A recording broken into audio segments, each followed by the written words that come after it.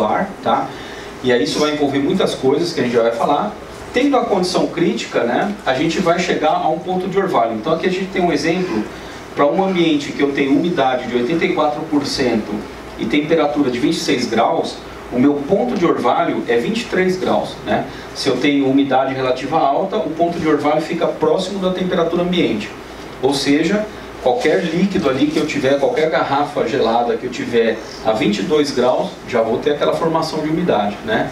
Sabendo essa temperatura e sabendo a temperatura de evaporação ou a temperatura de água gelada que tem o meu sistema, eu vou fazer os cálculos e determinar quanta espessura, quanto mais isolamento eu ponho, maior vai ser a diferença entre a temperatura interna e externa, né? A parte de fora vai ficando mais quente.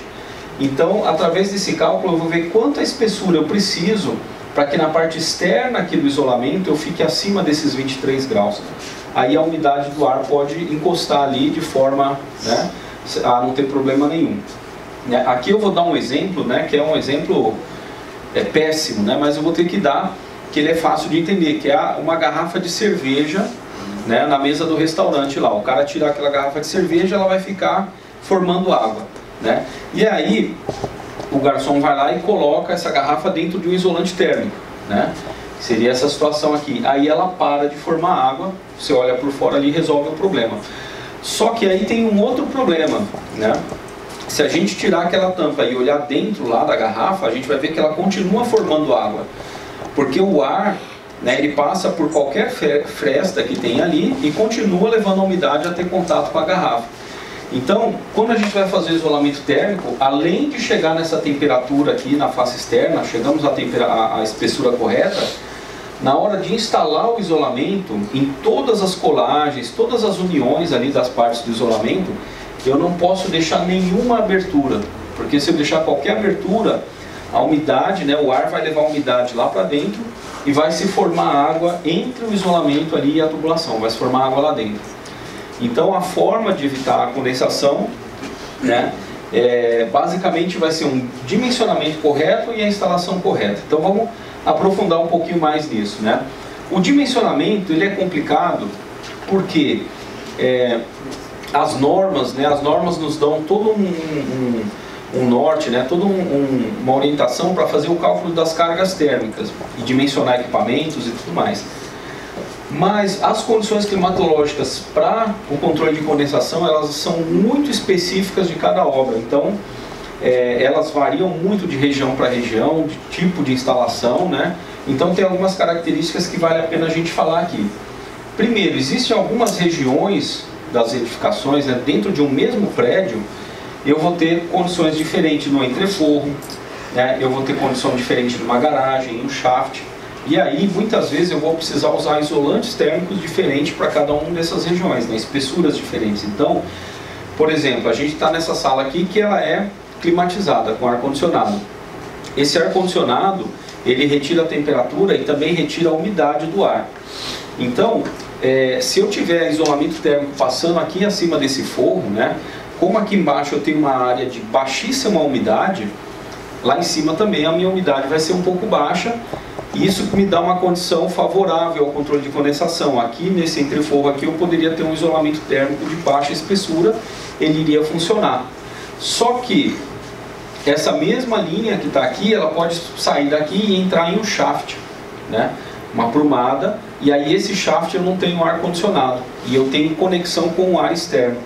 Então, ou seja, eu tenho a mesma o nível de umidade que eu tenho lá fora, então já precisaria de muito mais isolamento. Então isso é uma das coisas que precisa prestar atenção, inclusive isso depois que uma obra já foi instalada, né? Muitas vezes uma obra foi instalada e 90% da obra está ok e tem um ambiente específico da obra que dá problema. É exatamente por causa dessas diferenças. Então isso tem que ser identificado e corrigido o mais rápido possível, né? Nós chamamos isso daqui de microclimas, né? Além dessa questão dos microclimas, é interessante lembrar o seguinte, aqui é uma observação, né? Hoje se faz, né, sempre vai se fazer muito retrofit, né, reforma de sistemas, né, que estão operando há muitos anos. Então hoje, quando a gente vai fazer o retrofit de um sistema, de uma instalação que foi feita há 15 anos atrás, 10 anos atrás, 20 anos atrás, é importante a gente entender que o clima está mudando. Então, se foi instalado um isolamento lá com 25 milímetros de espessura 15 anos atrás, pode ser que hoje esse isolamento não funcione mais, né? Se eu simplesmente substituir o isolamento que estava lá por um com a mesma espessura, pode ser que ele não funcione, tá? Porque o clima mudou. E também pode ser que funcione, né? Por isso tem que se fazer a verificação. Como que a gente pode fazer a verificação? Existem alguns sites muito interessantes, né? Dois deles que nós da Armacel nós costumamos usar quando a gente tem que dar referências, é o Instituto Nacional de Meteorologia, né? E o outro é o Instituto de Controle do Espaço Aéreo. Então são sites do governo, né? São instituições do governo, e eles mantêm estações meteorológicas em todo o Brasil e eles fornecem históricos de dados, né? Então, através desse histórico de dados, a gente consegue entender se o clima está mudando ou não naquela região e qual seria o grau, né, que a gente tem de necessidade de isolamento para cada região. Então, para mostrar aqui um exemplo para vocês, a gente fez um estudo em 2017 para Porto Alegre, né? Não tem muito a ver com a nossa região aqui, né? Tá lá no sul, porém é uma cidade também que está litorânea, né? Fica na praia, e ela é bastante quente também no verão. Então aqui o que a gente vai notar, né? Mais uma característica bem interessante na hora de fazer selecionamento de espessura. A situação que é mais crítica para o isolamento térmico não é a hora mais quente do dia, ela é a hora mais úmida do dia. Então, por incrível que pareça, a hora da madrugada e da noite é a hora crítica para o isolamento térmico, tá? Inclusive tem muitas obras que ela condensa durante a noite e aí fica seca durante o dia, tá? Isso é muito normal. Então a gente fez um estudo aqui para uma pessoa lá que estava interessada em saber a espessura indicada para usar no VRF lá naquela região, e a gente chegou à seguinte conclusão: esse estudo, né, através de dados do ICEA, Instituto de Controle do Espaço Aéreo, a gente pegou as médias aqui para os primeiros meses do ano, tá? Hora por hora do dia, ou seja, da meia-noite até as 11 horas da noite do dia seguinte. E aí o que a gente tem? A temperatura, a média da temperatura naqueles 4 meses, e a média da umidade, para cada hora do dia. Então, só para ter uma ideia, 2 horas da tarde, a média de temperatura ela é 27 graus e a umidade 58%, tá? 27 com 58. Agora, se a gente pegar 5 horas da manhã, a temperatura cai de 27 para 20, mas a umidade sobe de 58 para 89, tá? Então, são dois ciclos opostos, né? De dia o ar é aquecido pelo sol e a umidade relativa cai.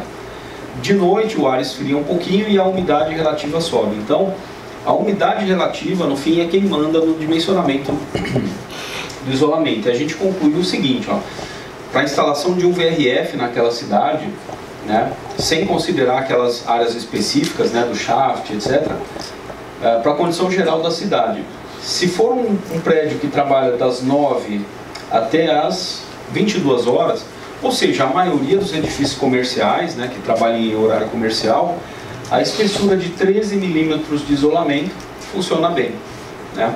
Porém, se esse prédio aqui ele vai virar a noite toda, né, se é um call center, alguma coisa que funciona 24 horas, das 11 da noite até as 3 da manhã eu já precisaria de mais espessura, 19 milímetros. E das 4 às 6 da manhã eu já precisaria de 25 milímetros. Então, o que isso daqui mostra é que até mesmo o horário de funcionamento da instalação influencia no dimensionamento do isolamento térmico, tá? Isso é algo relativamente complexo, né? Mas que a Armacel, embora a Armacel não faça projetos e nem instalação, nós temos uma equipe técnica, né, da qual eu faço parte, somos 3 engenheiros, e nós estamos sempre dispostos a ajudar, né, no dimensionamento, dar informações, né, trocar experiências.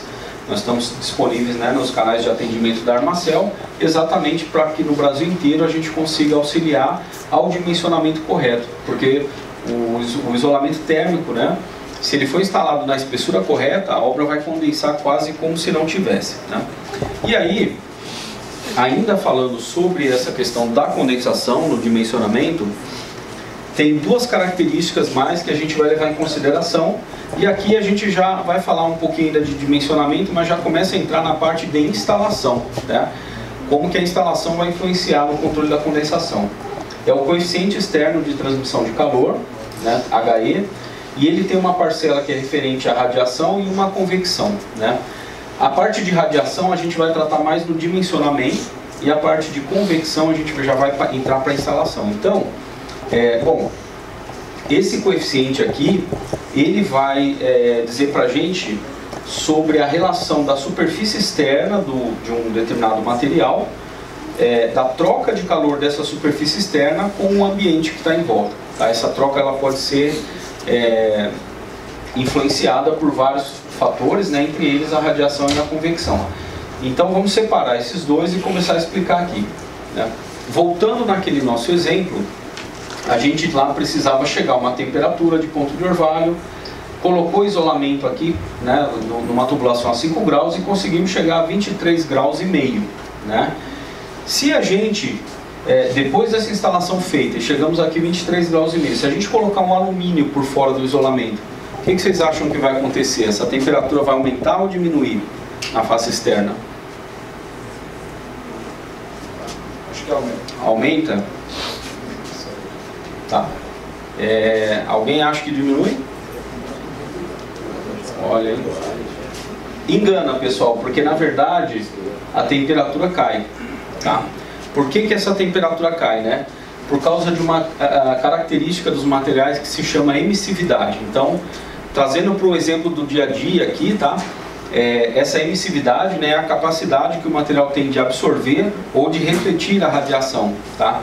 Então, para a gente imaginar aqui de uma forma, o que vai acontecer é que essa espuma ela estava absorvendo a radiação aqui do ambiente. Quando eu ponho um alumínio que é brilhante, ele reflete. Então, para a gente fazer uma comparação, é igual a gente sair num dia de muito sol com uma roupa toda escura, uma roupa preta, né? Ela vai ficar extremamente quente, vai passar muito calor, ou a gente sair com uma roupa branca, uma roupa mais clara, a gente vai passar menos calor porque essa roupa branca ela vai refletir a energia.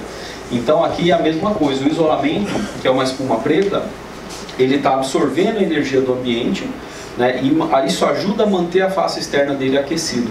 Quando eu ponho um alumínio, né, esse alumínio é reflexivo, ele é mais frio. Aqui mesmo nessa sala, se a gente achar algum material, por exemplo um tecido, alguma coisa assim, colocar a mão na maçaneta da porta de alumínio, vai ver que a maçaneta é bem mais fria. Os metais, né, no ambiente, eles sempre são frios, né? Então essa temperatura mais baixa que o ambiente é função da emissividade. Então isso é um problema, né, porque dificulta o controle de condensação, mas isso é tratado de uma forma bem simples, né? Nos cálculos, quando a gente está fazendo os cálculos, a gente põe esse coeficiente na fórmula e o que vai acontecer é que ele vai chamar uma espessura um pouco maior aqui para compensar essa queda de temperatura, tá? Isso é muito usual, né? Agora eu quero aproveitar então que a gente está nesse ponto e mostrar para vocês uma tecnologia que a Armacel está trazendo aqui para o Brasil já há algum tempo, que é o Aluclad, tá? O Aluclad ele é um revestimento não metálico, né? Ele é a base de PVC, tem uma parcela dele que é alumínio, e por cima desse alumínio ainda tem um plástico transparente especial. Então esse é um material que ele tem a aparência de alumínio, mas que ele é flexível, né? Se ele for amassado, se alguém pisar em cima, ele volta à posição natural, né? Então ele é próprio para usar em exteriores, ele tem boa reação ao fogo, tem todas essas características. Ele é apresentado em bobinas, né, onde eu vou fazer o revestimento das tubulações. Eu consigo fazer as curvas, né, como se faz com alumínio. Existem algumas curvas que podem ser compradas prontas, né. Ele é um material mais rápido de trabalhar porque não precisa calandrar, né. Só precisa fazer os frisos aqui na hora de fazer as curvas, mas nos trechos retos não é necessário calandrar. E qual que é a grande vantagem desse material, né, se comparado com o alumínio? Esse material, a primeira camada dele é PVC, depois eu tenho alumínio, e depois desse alumínio eu tenho um plástico transparente, né? Esse plástico transparente, ele tem uma característica de quando a radiação, essa energia vai ser refletida pelo alumínio, né, ela vai ter que passar por esse plástico e voltar. Esse plástico consegue reter essa energia. Então, aqui a gente tem um caso, para a mesma cidade lá, né, Porto Alegre, são os mesmos dados, né? Na verdade, a primeira vez que a gente coletou esses dados foi para esse caso aqui. E nós temos um cliente lá da região sul do país que monta supermercados, né? Então esse cliente montou uma loja de um supermercado, onde a especificação era poliuretano com alumínio em volta, tá? Esse instalador trocou o poliuretano pelo Armaflex, né? E entregou a obra. Isso com o consentimento da rede de supermercados lá. Só que na especificação constava alumínio. E o instalador imaginou, bom, como o Armaflex não precisa de alumínio, só vou pôr alumínio na área externa para proteger, né, do sol. A parte interna não vou precisar. Só que como estava na especificação, o cliente exigiu, né? E aí esse instalador conversou com a gente e disse, olha, a gente está usando lá uma espessura X, né? Espessura T, numa linha lá tal temperatura, e o cliente está exigindo que a gente coloque alumínio em cima. E aí, o que acontece? Vamos ter problema ou não? A gente pegou aqueles dados, tá? Foi nessa ocasião que a gente coletou esses dados e fez as simulações, né? Então aqui, de meia-noite até as 11 da noite, né, um dia inteiro, a forma como ele tinha instalado, toda essa região verde aqui era onde ele tinha segurança contra a condensação, né? E aqui um período que ia de 4 às 7 da manhã, ele tinha um risco de condensação, tá? O controle de condensação, né, para mim, eu considero isso daqui alto. Se eu tivesse especificado, eu ia ter sugerido colocar mais espessura. Mas o controle de condensação não é que 100% do tempo ele vai ficar sem nenhuma condensação. Existem índices, né, 2%, 3% do tempo durante o ano,